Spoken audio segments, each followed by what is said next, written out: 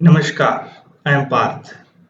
Today I will show you manual implementation of finding connected components in binary image. The built-in command is bwconnComp. BW means binary connected components, but we will not use it. I will show you how to implement this manually. For the sake of simplicity, I will divide this video in two parts. One for four connected components, means connectivity is four only with side and upper elements, and one with eight neighboring elements, where the corner pixels are also considered as neighbors. Okay, so let's start. First of all, I will show you an algorithm with easy example, then we will dive into this MATLAB code.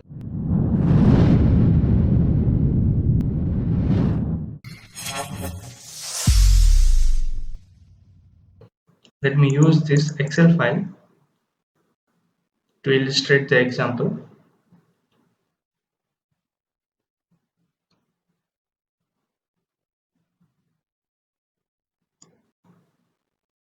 This is the image I have created, simple image with most of the pixels are 0, and there are two components you can see.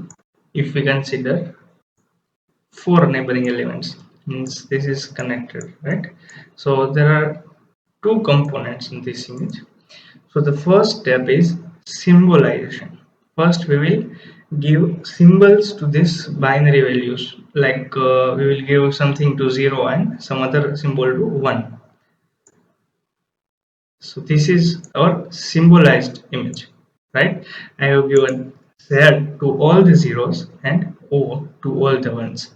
But in MATLAB, giving character symbol is a little bit hard to.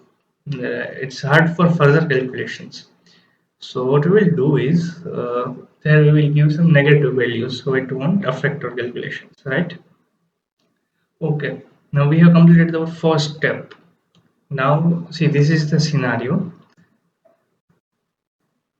First we will do raster scan. So we will scan one by one all the pixels, right? Row by row. First row, second row, third row, like that. Okay. Now if this is our current value, then the most left value of the current value I have named it as V2, and the uppermost value will be V1. Okay, so here are the conditions. I will go by example and show you. First of all, we'll come to this pixel. So V2 or V1, neither of them are available, means neither of them are labeled. So it's okay, we won't touch him, it will be 0. Whatever symbol is, we won't do anything to it, right? We won't change it. So it will go till here. Here it will find a 1, right? In the third row and second column. So first of all, we will check for V2. Is V2 available? Is it available? No, it is not available. Is V1 available? No, V1 is also not available.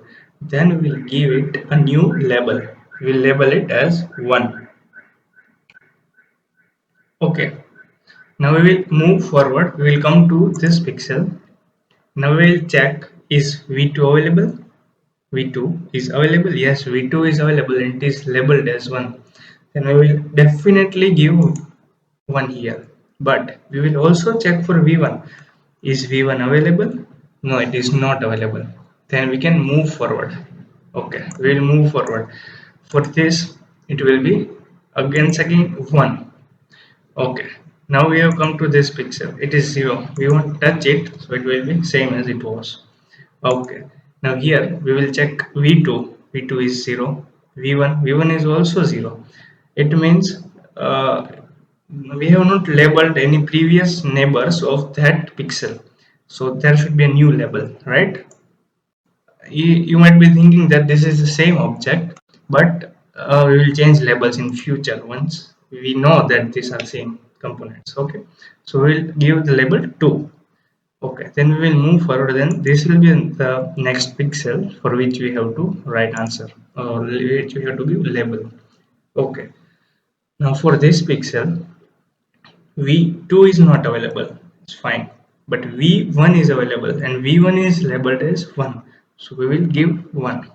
Okay, we will move forward and come here, so this will be 0, untouched. Okay, once again, v2 is not available, but v1 is available and it is labeled as 1, so we will give label 1. We will move forward. In this value, v2 is available, so we will give same as v2. See, this is our first condition, that if v2 is available, then label as v2. If available, if v2, see, if v2 is available, then label same as v2, right? So now we are at this pixel. See, v2 is available, so we will give same as this. Okay, but after doing this, we will check for v1.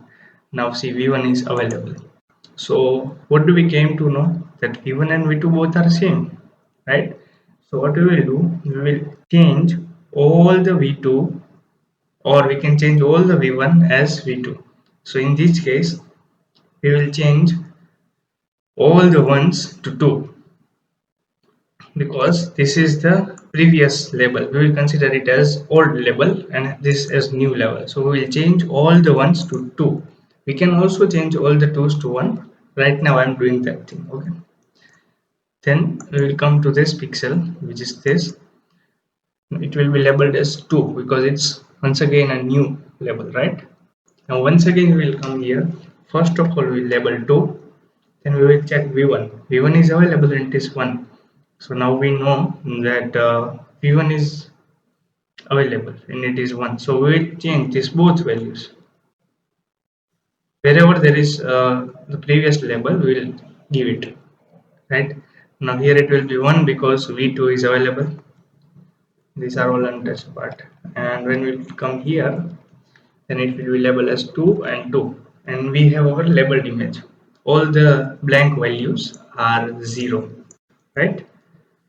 So consider watching this algorithm twice if you find it hard. You can also ask your questions in comment section.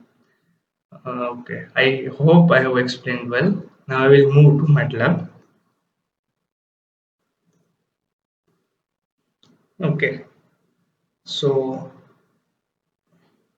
the first thing which we will do is convert in double. Okay, that's fine.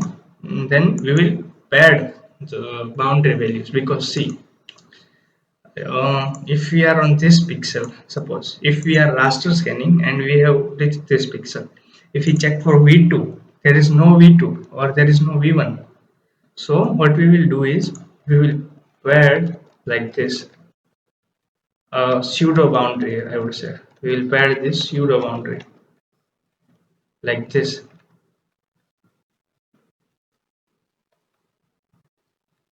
Do you get the point? And in future we will remove this. This won't affect our algorithm. So now we have a v2 to look and a v1 to look, right? Okay, so first of all, we will pad boundary line. I am giving this labeled images name lim, so it is labeled image. Okay, remember the names as well. We will use pad array commands. If you are watching my previous video, you know very well the syntax of this command. What we are padding is, we are padding one row and one column, right? See, once again let me just show you. One column both sides and one row both sides, right? So that's the command. 1 1, what we are padding, we are padding 0 and both sides, so both. Okay, that's it. Now we have a labeled image. Now we will set some initial values, like S will be our size of image,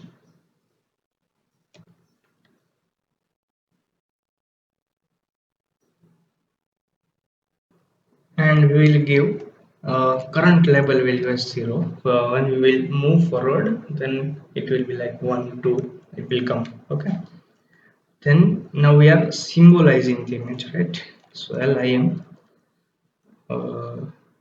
we will give all zeros -1, and we will give all ones -5. Okay, all zeros we will give -1, right? And we will give -5 to all ones. Okay, that's it. Okay, now we will start the raster scanning and labeling part. Okay, so there will be two loops for raster scan, as you all know. For I equal to 1 to s of 1, for j equal to 1 to s of 2, right? Okay, now I am naming it current pixel cp lim of ij. Now what it can be, it can be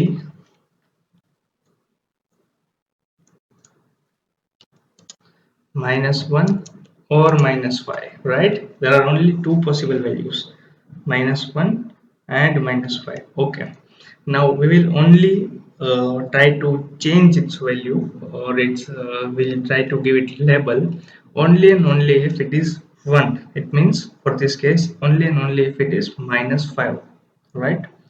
So like if condition, if cp equal to -5. So if it is -5, see, if it is 1, then we will check this. This is CV. So we will get V2 and we will also get V1. Okay. So V1 will be labeled image of previous row, same column. And V2 will be same row, previous column. Right? Okay, it's simple. V1 and V2. Now, what is our first condition we will check? We'll always check for V2. If there is V2, if there exists V2, labeled V2, then we will give same label to our current value, right? So if V2 is greater than 0, then we will give same value, right? Okay. Suppose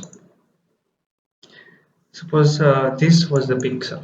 No, this, there exists V2, we given labeled as V2. Now what we will do, we also have to check for V1, right? If both are same, if this is 1 and this is 1, suppose if the scenario, let me just write the scenario, 1 is also 1 here, and this is our current value. Okay. In this case, it's fine, it is completely fine, we do not have to worry about anything. But if this is the case, then we need to convert all 1 to 2 or vice versa, all 2 to 1. Okay, so we will check for that condition. And that will be like if V1 is not equal to V2, if they are both different, and also if V1 is available and different from V2. Are you getting this condition? Let me just write it here.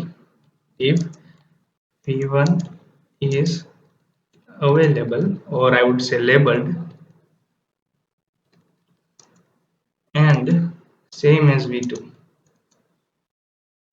not same as v2, right?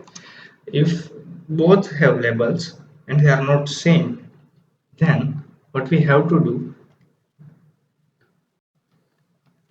we will change the labeling, right? If all the v2 we have given, we will change it to v1, right? This is, I think this is easy to understand, but if you find it hard, please ask in the comment section. Okay, now this is not the only condition to check. Please see, it was the condition where v2 was available, but suppose v2 is not available, then we will move to our next condition if v1 is available. Sometimes this type of condition may happen that there is a 0 here and there is a label here. Then what we have to give, we have to give 2, right? So now we are checking for that condition, right? And v2 should not be present, then only we have to implement this condition, right? Okay, here we will give same as v1 as we know, right? Because only v1 is available.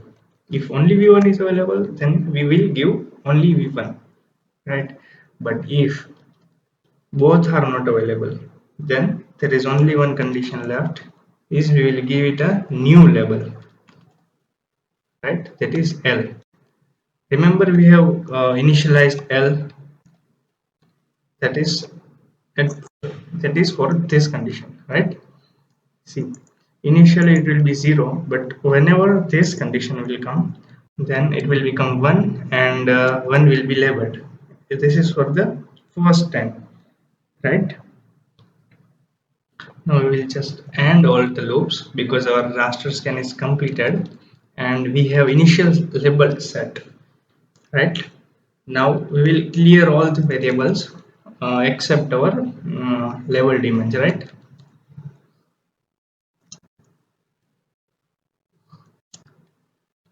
Okay, we have cleared all of them except the labeled image, right?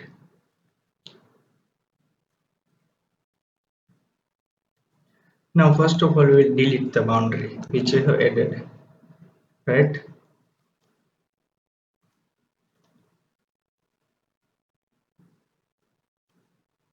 See, first what we did in actually this part is desymbolization, but deleting boundary is like this: lim equal to lim of from second row, I'm sorry, from second row till end and from second column till end, right? This is we have deleted the boundary values, one row and one column. Okay, now what we have to do, we have to relabel it because at this moment this kind of result may exist. Let me just show you, like you see this is one and there might be three here. So what happens, there is no two, so this won't affect much. It is just for sake of simplicity that the labeled are in order. So we will do this part, we will run a loop and change it in like ascending or descending order, right? So first of all, for that we will find unique values. I am naming it values, and most of you might know the unique command, right? And actually, see, we have desymbolized already for this because all the -5 have already been labeled. So by this time, when our code comes to the 36th line, there won't be anywhere -5 because whenever there will be -5, we have changed label. Okay. So now we have these values. Now we will run loop.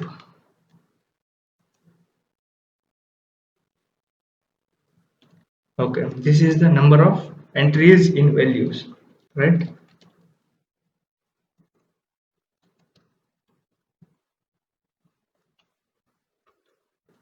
Now let me explain this, why I have written this k minus 1, because in these unique values from LIM, what will be like, see, all the boundaries values will be still 0, right? So the first value every time in these values, first entry will always be 0, and 0 must be 0. We cannot label 1 to 0, right? So that's why I have written k minus 1. So now we will have like some, no, you will not be messing up with all the numbers, like there will be label 1 7 9. No, we will have 1 2 3 4 5 in order. We'll have a proper order.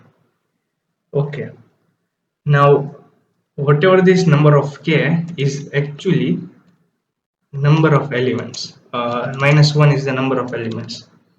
So this is our first output variable which we require. Now we will club all the pixels of all connected components, right? What we will do, we will create a cell, name it as, and it will be size of 1 comma n, right? Now we'll run the for loop for n times, let's give variable v equal to 1 to n, right?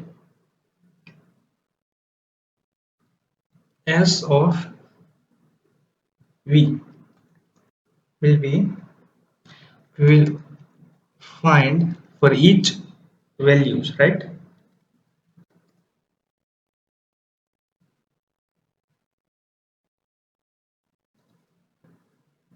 That's it. Wherever there is the next value in LIM, that is the part we need, right? We can also simply write k here. We can write also v here because now they are labeled, right? It is same thing to write both of this, so we'll keep this. Okay, the code is done. Now let me just run it and show you, and let me also find if there are any mistakes, right? This is the image I'm using. Okay, this is the image. There are two components, right? Let me run the command con connected component of my image is, oh, I forgot to read the image. I will read it here. Okay, let me read it outside.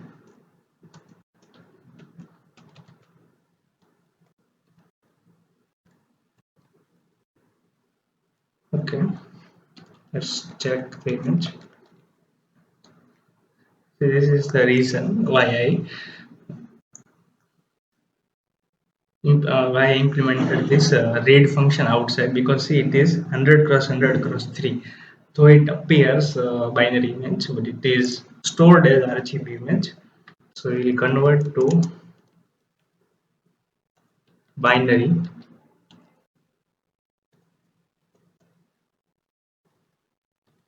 right? First we converted it to gray, and then we converted it to binary. So now we have a binary image which looks same. See, it's logical, right? So now we can use this a and see the answer. Oh, we need to take two answers, n and s, right? See, n is 2, means there are two connected components, and in s, these are the values for all the connected components of pixels, right? Let me do here v and check if there is any difference, right? Okay,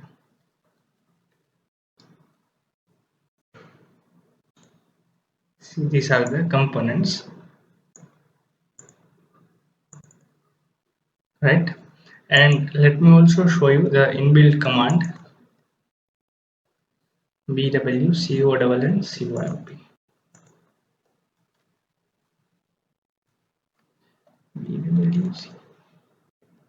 and here we have to give connectivity. So this whole code which we created was for connectivity 4. Too many output arguments. Okay, this results only one struct, right? We won't give a. So here is the answer. Number of objects 2, and these are the list. See, you can compare this with our S. See, 2513, 2513, 496, 496. So we are getting exactly same results as required, and it's easy code, very easy to understand, I guess. Okay. In the next video we will change this, we will alter this code and make it for 8 boundary elements or 8 neighboring elements. Thank you for watching the video. Please share and subscribe the videos and help us gaining more and more viewers. Thank you.